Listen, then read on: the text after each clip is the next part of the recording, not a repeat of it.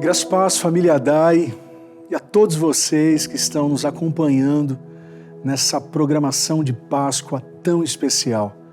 A minha eterna gratidão. Estamos aqui em nome de Jesus, aquele que é o Alfa, o Ômega, o princípio, o fim, o autor e consumador da nossa fé. Antes da gente compartilhar coisas tão valiosas, tão especiais, princípios, ensinamentos a respeito da palavra de Deus, eu já quero pedir para você deixar separado o seu pão, o seu suco de uva, porque em breve, muito em breve, daqui a alguns minutos, nós estaremos ceando junto, nós aqui, vocês em família, ou se você está sozinho, na verdade você não está sozinho, porque o Espírito Santo está aí com você, e nós estamos como família aqui unidos através da tecnologia. Então, enfim, sejam todos muito bem-vindos. Vamos lá, eu estou aqui com pessoas muito especiais, representando o nosso cômodo em Colorado, o pastor Samuca, representando o nosso cômodo online, pastor Eduardo, também meu cunhado, certo ou não? Certo. Representando o nosso cômodo em São Bernardo do Campo, pastor Ferreira, certo, Ferreirinha? Amém. E representando o nosso cômodo em Santos, meu outro cunhado. Olha, gente, não é fácil para mim não, viu? O Yuri, pastor Yuri. Irmãos, sejam bem-vindos. Muito obrigado por estarem aqui comigo. E a ideia é a gente bater um papo, a gente conversar, levar um pouco daquilo que a gente tem conversado, daquilo que a gente tem estudado a respeito de um dia tão importante para o movimento cristão no mundo, que é o que a gente conhece como Sexta-feira da Paixão, Sexta-feira Santa. As nomenclaturas aí, elas vão caminhando, né? Uma coisa importante, foi uma sexta-feira diferente para o cosmos, para o ser humano, enfim, foi uma sexta-feira diferente. Agora, não dá para a gente pensar na Sexta-feira da Paixão, que foi o dia da crucificação de Jesus, sem antes pensarmos, no mínimo, na quinta-feira. Naquele dia ou naquela noite, a gente não sabe muito bem cronologicamente que período que foi, mas uma coisa é certa, Jesus, ele proporcionou um jantar com os seus discípulos. A teologia vem chamar esse momento de última ceia, mas na verdade, aquela refeição não era uma refeição cristã, era uma refeição judaica, era uma prática judaica. A Páscoa era, num primeiro momento, um movimento judaico, uma refeição onde eles comemoravam a saída do povo do Egito em direção à Terra Prometida, não é isso, Yuri? Sim. Foram 400 anos escravizados e agora eles fazem esse movimento de saída. Nessa quinta-feira, né, era a Páscoa em si é a passagem, é a celebração, esse tempo de passagem, né, que vem do original Pesach, né, Pessaquê. E nesse momento era a passagem justamente da libertação do povo do Egito, agora estando livre. Não era ainda a Páscoa cristã, que é a que nós comemoramos, que nós celebramos, que também é uma passagem, também é um período de libertação, mas não agora a libertação do Egito, mas a libertação do povo, que outrora estava preso ao pecado e agora livre, né, através do sacrifício de Jesus. Então, é importante a gente entender essas duas Páscoas, né? A Páscoa judaica e a Páscoa cristã, né? essa diferença que existe. Exato. E me faz lembrar, Ferreira, aquele texto de Paulo, e depois Pedro também reafirma. Essa teologia ela não é apenas paulina, ela é petrina também, que ele nos tirou do império das trevas e nos transportou para o seu reino de luz. Esse Pessac, ele é muito mais integral, muito mais global. Uau, eu fico pensando a respeito disso, é muito doido, né? Eu acho tão interessante, pegando este gancho, neste bloco de despedida de Jesus, que a teologia nos ensina, que começa em João 13 e termina em João 17, os primeiros versículos já são... É incrível. A Bíblia fala nos primeiros versículos que Jesus amou os seus e amou-os até o fim. Isso Inclusive Judas. Inclusive Judas. Justamente isso que eu ia citar agora. Judas estava na mesa, Pedro também estava na mesa, e é algo que nos chama a atenção, porque Jesus, depois de 3 anos ensinando seus discípulos, ele decide ter essa reunião intimista, naquela parte superior da casa, naquele cenáculo, parte o pão, e de repente ele decide dar o melhor exemplo para os discípulos, que é de servir. Ele coloca a toalha na cintura, vai lavar os pés dos seus discípulos, como prefigurando que a própria vida dele foi colocado em serviço da humanidade. E aí começa esse caminho lindo. Não querendo polemizar, já polemizando, mas eu acho importante esse tipo de assunto.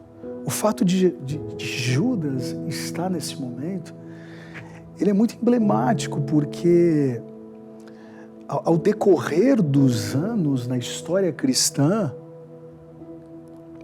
a igreja foi tirando da mesa aqueles que ela não achava digno. Os Judas, né?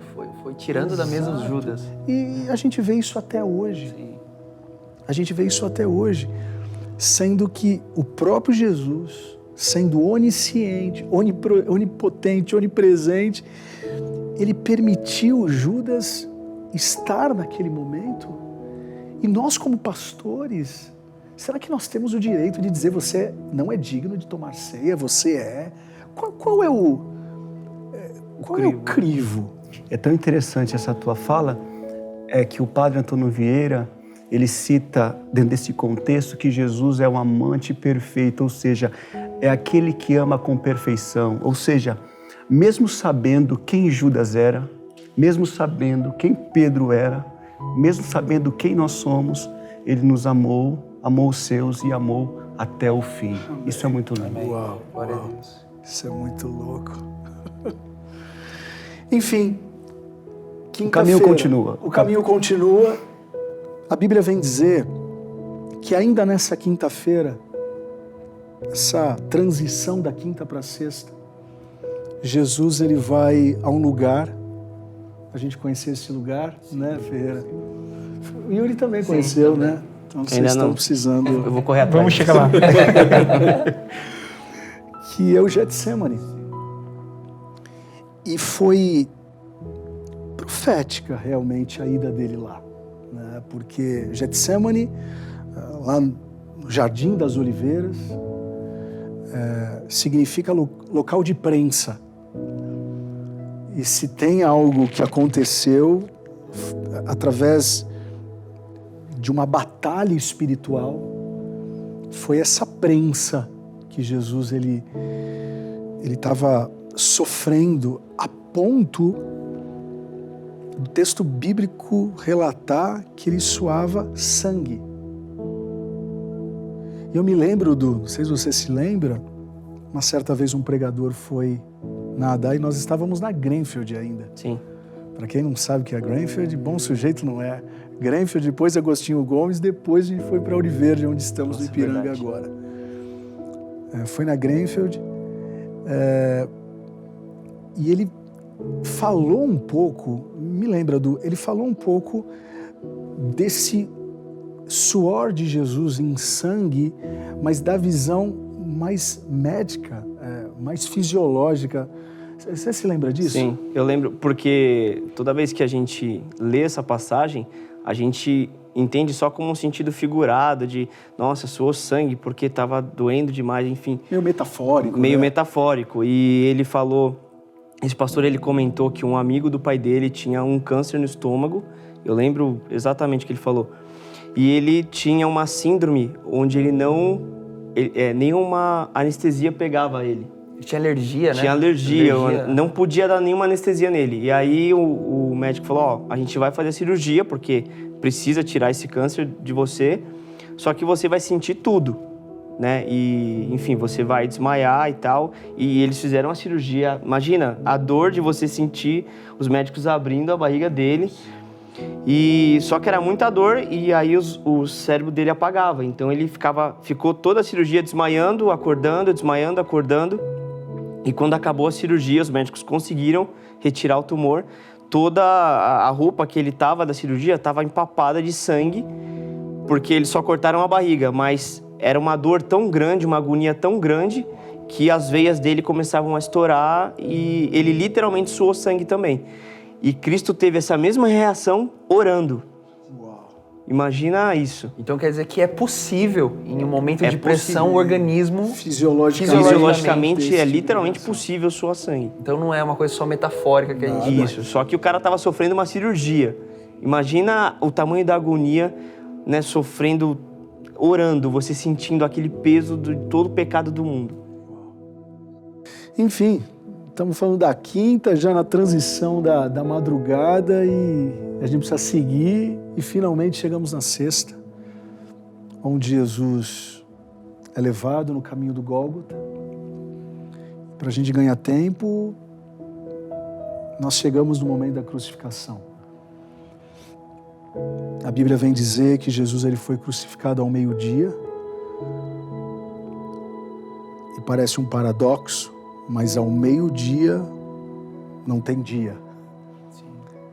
Tamanho era o impacto do cosmos a respeito do que estava acontecendo. Era uma hora decisiva para a criação. E quando eu digo para a criação, para o cosmos, eu digo isso teologicamente sendo correto, porque a Bíblia vem dizer que Deus amou o mundo de tal maneira, e o mundo aí não é apenas o ser humano, o mundo aí, cosmos. Sim.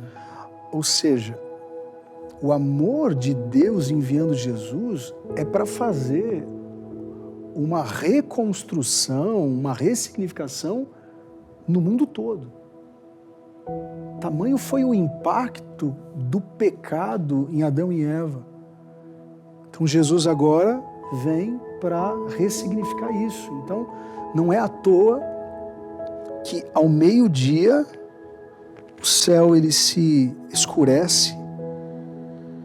A morte de Jesus, nada mais nada menos, foi a morte de um justo por todos os injustos. Todo o pecado do universo foi agora concentrado em um único ser humano, Jesus. Então, a pressão, se ele estava sofrendo a pressão na quinta, ou no mínimo na madrugada da quinta para a sexta, imagine agora a pressão naquela cruz. E aí eu me lembro, Samuca, me corrija se eu estiver falando uma besteira, mas eu me lembro do cântico que Paulo ele vem relatar em Filipenses 2. Sim. Né? Que nada mais nada menos é a forma poética do que realmente aconteceu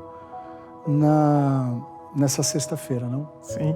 E o que me impressiona é que o início da exaltação começa num eclipse do meio-dia, onde tudo está escuro. E é muito interessante para mim, porque toda essa trajetória começa na humildade de Jesus abrir mão de todos os seus direitos celestiais para assumir 100% a forma humana.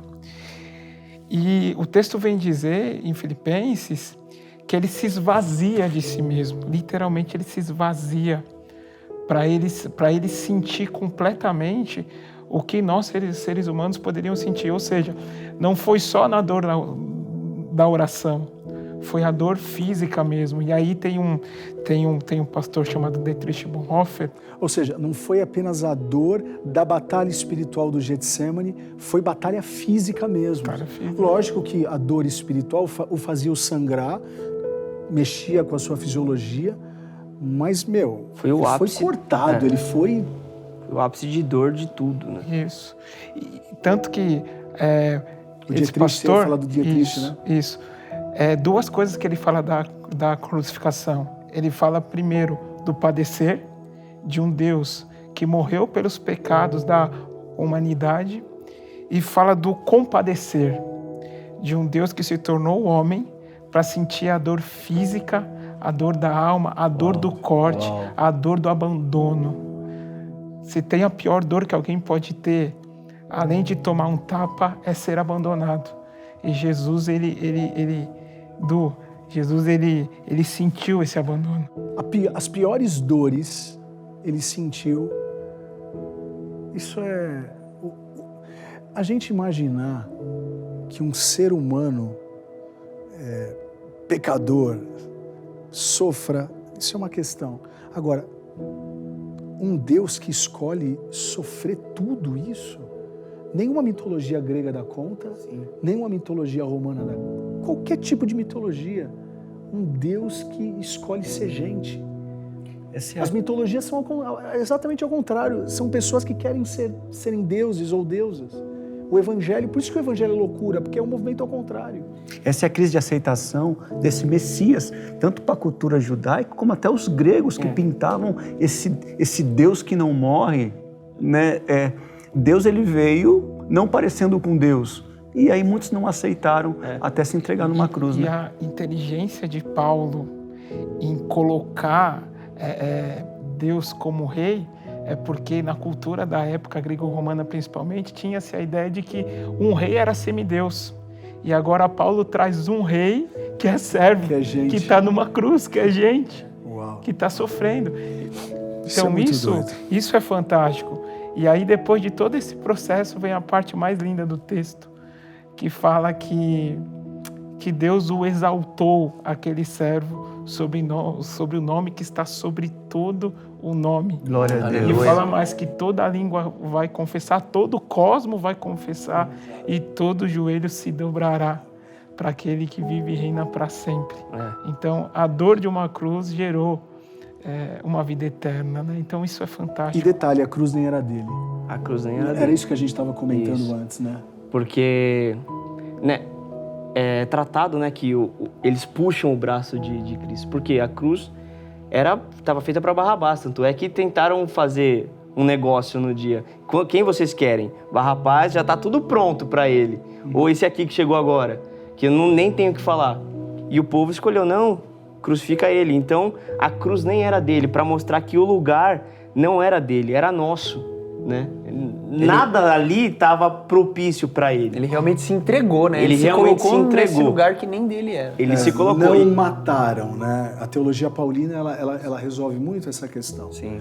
Não é um Deus que foi pego de surpresa, ele se entregou. É diferente. E falando de dor, que você falou de abandono, é muito interessante como ele foi açoitado, tiraram, né, sangue assim, foi cuspido, foi chutado durante a trajetória, na cruz foi pregado. Ele podia ter reclamado de todos esses momentos de dor, de quando ele estava sendo açoitado até o momento que ele foi perfurado, de tudo. E o momento que ele fala é quando ele fala, Deus meu, por que me abandonaste? Foi o abandono. Quando ele se sentiu sozinho, foi a parte que ele quis falar. Ele podia ter falado, não, chuta menos. A Bíblia podia ter relatado. Sim. Não coloca essa coroa, tá doendo. Ele ficou calado. O que doeu mais foi o sentimento de abandono. Isso, de ficar sozinho. E mesmo sendo abandonado, pastor, ele faz oração, Pai, perdoa, porque eles não sabem o que fazem. Aí vem aquela... Inclusive foi um estudo bíblico que eu trouxe algumas quartas-feiras antes da pandemia, né? Sobre as frases que Jesus disse na cruz. Uma sequência de frases, assim, que são frases que a gente só acredita porque tá na Bíblia mesmo. É verdade. porque é um nível de maturidade, é um nível de integridade. E falando a respeito disso, eu trouxe aqui... eu poderia tentar decorar, mas acho que eu não ia conseguir. Eu trouxe um texto do Ennio Miller, é um escritor que eu gosto muito, que ele diz o seguinte: a força do amor de Jesus na cruz gerava um movimento inverso ao do pecado. O amor vai atraindo, reunindo tudo.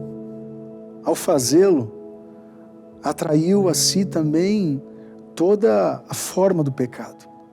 Jesus pendurado na cruz era como um aspirador espiritual, que aspirou todo o pecado do mundo para dentro do seu ser. Por isso, naquela hora, ele era o maior pecador que já existiu sobre a face da terra, a ponto do texto bíblico relatar que ele se fez pecado por nós. Tão impressionante foi a condenação de pecado que sua força rompeu, inclusive, o próprio ser divino, que você acabou de dizer, o abandono do Pai com ele. Que esse é um mistério na teologia. O amor, a ligadura perfeita que na força do Espírito liga perfeitamente o Pai e o Filho, foi obscurecido naquela hora pela força disruptiva e separadora do pecado. Foi o gesto final de Jesus em sua identidade plena com a humanidade. Sem dúvida alguma, era o ponto mais baixo a que se poderia chegar. Enfim, ele morre. Ele morreu. Na sexta-feira, o que os discípulos de Emaús não quiseram acreditar, o que Pedro não quis acreditar, as mulheres que estavam lá não quiseram acreditar, mas ele morreu. Teoricamente chegou o fim. Para nós que conhecemos o Evangelho e sabemos de toda a narrativa e da metanarrativa, é fácil. A gente já viu a história toda. A gente já viu a história toda. Ali no momento eles estavam na série assistindo só o capítulo 1. Exatamente, né, pensando na Netflix inteira, aí. Exatamente. Boa. Exatamente. A visão romântica, né? A visão romântica. Agora, a gente tem que se colocar no lugar dessas pessoas. A Bíblia vem dizer que ele morre, o véu do templo se rasga de alto a baixo, ou seja, o milagre daquilo que estava acontecendo já estava criando desdobramentos. A minha vida toda, na teologia que eu fui ensinado, eu aprendi que o inferno fez festa quando Jesus morreu. Eu aprendi isso, mas eu não concordo com isso. Será que teve festa mesmo? Porque tudo que o inferno queria é que ele não morresse. Que ele voltasse atrás. Que ele voltasse atrás, que ele descesse da cruz. Ele não desce. Então Satanás, os demônios, a galera toda, eu acho que foi meio que assim, né? Manda uma mensagem no WhatsApp para demoniazada toda dizendo que... Ele foi até o fim. A casa caiu. Deu ruim. A casa caiu.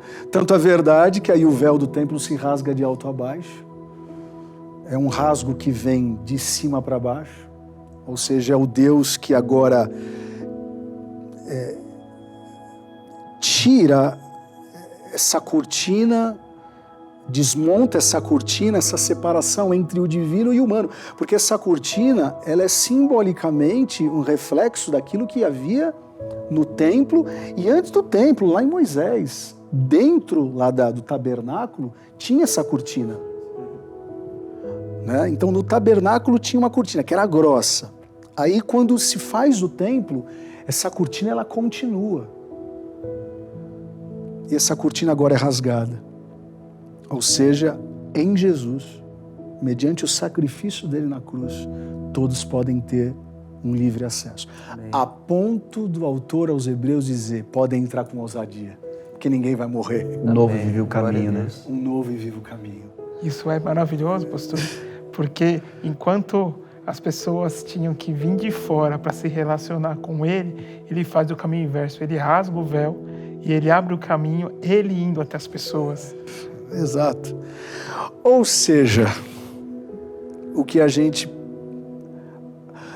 eles pensavam que era o fim, na verdade, era o fim do fim. Porque tragada foi a morte pela vitória Glória a Deus. em Cristo Jesus. Aleluia. O que separava Deus da gente, o que separava Deus da humanidade, foi desfeito na cruz. Deus mesmo pôs abaixo tudo que separava. E em Cristo Jesus, mediante o sacrifício dele, nós podemos ter o livre acesso. O castigo que nos trouxe a paz estava sobre ele. Amém. Novo. E pelas suas pisaduras, Nós fomos sarados. fomos sarados. Por um novo e vivo caminho. Novo e vivo caminho. Quem dá mais? Glória a Deus por tudo. O que a gente pode pensar, então, a respeito disso tudo é que valeu a pena. Sim. Se estamos aqui é porque valeu a pena. Daqui a pouco nós vamos ter o nosso momento de ceia. E só falando desse novo e vivo caminho, a gente tem visto, né, que o homem, até hoje, ele quer mostrar o quanto ele é forte através da destruição, né? A gente está vendo um momento de guerra e um país querendo brigar com o outro, quem tem um poder bélico maior. E Quem tem poder hoje é quem destrói mais. quem destrói mais, exatamente. E aí Cristo vem mostrar, através da entrega, vem trazer a vida eterna para nós. E aí a gente vê que o real poder está em quem traz vida, não em quem traz morte. Uau. Se a gente levar 5 caçadores para uma floresta caçar, um vai querer matar um animal maior que o outro através da arma que ele tem. Mas se você fala para eles, agora ressuscita cada um deles, nenhum deles vai conseguir. Então o poder está mais em quem traz vida, não em quem traz morte, Glória a Deus. destruição. Uau, é isso. Por isso que nós precisamos cear. É óbvio que a gente está falando da sexta-feira, porque hoje é sexta-feira. Amanhã nós teremos o nosso estudo bíblico em pequenos grupos, falando um pouco do sábado. E no domingo, o domingo que a gente também denomina como o domingo da ressurreição. Então a gente sabe o último capítulo da série, mas vale a pena, nesse sentimento contrito, nos apegarmos àquilo que aconteceu na sexta-feira. Foi uma sexta-feira triste, não dá pra negar isso. Não dá. Não dá pra gente ficar aqui. Não dá pra esconder. Não dá. Nós vamos, o sábado vai passar, o domingo vai chegar e a gente vai cantar muito nas nossas igrejas locais que ele vive. Mas hoje é dia da gente pensar. Não que ele apenas morreu, porque senão seria uma ceia fúnebre. Não, ele vai voltar, ele está vivo, mas hoje precisamos acalmar o nosso coração, precisamos reverenciar esse momento em Cristo Jesus, tendo sempre a compreensão que, por mais pecadores que sejamos, Ele é maior do que o nosso pecado. Amém. Nada pode nos separar do amor de Deus que está em Cristo Jesus. Amém. Então, se confessarmos os nossos pecados, Ele é fiel e justo para nos perdoar. Amém. E eu falo com você, ou melhor, com vocês. Batemos um papo aqui e nós esperamos que, de alguma forma, esse papo tenha edificado a sua vida, a sua família. Mas é mais do que um papo. É a palavra de Deus. Amém. É aquilo que aconteceu de verdade. Amém. E eu te convido, em nome de Jesus, a pedir perdão pelos seus pecados nesse momento. Eu não sei se você está afastado dos caminhos do Senhor ou se você está há 30 anos dentro de uma igreja. Mas todos nós, diariamente, precisamos confessar os nossos pecados. Porque existe apenas um, Jesus Cristo, que pode nos perdoar. E eu convido vocês nesse momento a fazerem essa oração comigo. Repita comigo: Senhor Jesus, eu te recebo como único e suficiente Salvador da minha vida. Perdoe os meus pecados. Escreva meu nome no livro da vida. Com a minha boca confesso, com meu coração acredito que Jesus Cristo morreu, mas ressuscitou. Pai, nós te amamos em Cristo Jesus. Amém e amém. Amém. Se você fez essa oração pela primeira vez, ou se você está voltando, coloque aí no chat. Estou voltando, estou aceitando pela primeira vez, porque para nós é um motivo de muita celebração. Uma vida vale mais que o mundo todo. Uma ovelha vale mais que todo aprisco. Uma dracma perdida vale mais do que todas as moedas dentro de um bolso. Um filho que volta vale mais do que um filho que está na casa, mas não valoriza o pai que tem. Então, sejam muito bem-vindos à família de Jesus. Amém? Se você quiser, se você deseja, se você quer caminhar com a gente, viver essa trajetória de vida cristã, os nossos voluntários estarão aí no chat.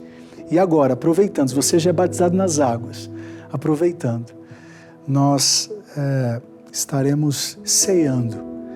Eu vou dar um momento para você pegar o seu pão, pegar o seu suco de uva e juntos estaremos, sim, dizendo que ele morreu, mas que ele em breve vai voltar. Ele é o único caminho, a única verdade e a vida. Eu termino esse momento como comecei. Ele é o alfa e o ômega, o princípio e o fim, o primeiro e o último. Ele é o autor e o consumador da nossa fé. Que Deus abençoe, amigos, irmãos, Deus abençoe. Muito obrigado. Valeu.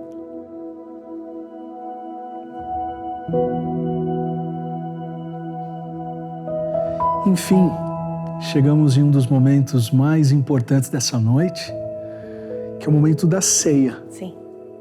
A gente conhece também como Santa Ceia, a ceia do Senhor. Espero que aí na sua casa, você e sua família, ou você sozinho, mas como eu disse, né? Você não está sozinho, você está com a presença do Espírito de Cristo. Vamos juntos participar desse momento, né? Como foi explicado naquele momento com os pastores, essa refeição ela nasce no berço judaico. A Páscoa era uma refeição, e é até hoje uma refeição judaica, simbolizando a saída do povo do Egito em direção à Terra Prometida, mas em Cristo. Existe uma ressignificação muito mais abrangente, que é a saída do império das trevas para o reino de luz. O que Cristo fez foi algo muito maior do que aquilo que Moisés fez. Exato. Então estamos aqui. Vamos orar, consagrando esses elementos. O pão vai continuar sendo pão depois da oração, mas vai apontar para o corpo de Cristo, simbolizar o corpo de Cristo. E esse cálice, depois da oração, vai continuar sendo um suco de uva, mas vai apontar para o sangue de Jesus. Então, nesse momento, né, nós aqui, vocês aí, vamos orar, consagrando esse momento que é maravilhoso para todos aqueles que reconhecem que são cristãos, né? Oremos. Sim. Senhor, nosso Deus e nosso Pai, que privilégio, Senhor, poder estar aqui diante dessa mesa. Amém. Pai, trazendo à nossa memória o Teu sacrifício naquela cruz. Sim. Obrigado por tamanho amor, Jesus. Queremos te pedir perdão pelos nossos pecados, pelas nossas falhas, que haja correção sempre na nossa vida. Sim. Deus, mas também queremos celebrar a Tua ressurreição e a vida eterna que o Senhor nos deixou como presente através desse sacrifício. Pai, agora eu quero te pedir e consagrar esse pão e esse suco de uva, não só os que estão aqui conosco, mas também os que estão na casa dos teus filhos e filhas. Amém. Nós consagramos todos os elementos, o pão, o suco de uva, entregamos a Ti, Senhor. E que sempre haja em nosso coração, sempre haja gratidão pelo Teu amor tão grande, pelo Teu sacrifício naquela cruz. Sim. E, Senhor, que sempre isso, essa comunhão e esse memorial venha fazer parte das nossas vidas até que o Senhor volte. Aleluia. É isso que nós pedimos e te agradecemos no nome de Jesus. Amém. Amém. Amém. Pegue aí na sua casa o pão.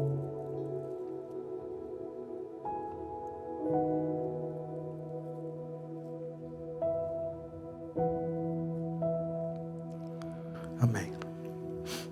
Comam todos.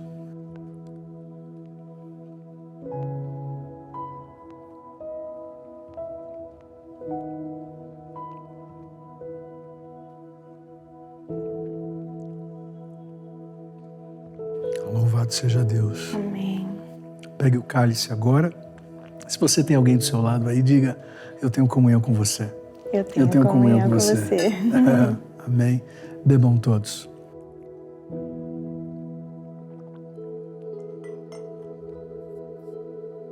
Amém. Louvado seja Deus. Ao Senhor a honra, ao Senhor a glória e ao Senhor o louvor para todos sempre. Amém. Como é bom participar de algo tão sublime, tão nobre, tão urgente e tão eterno.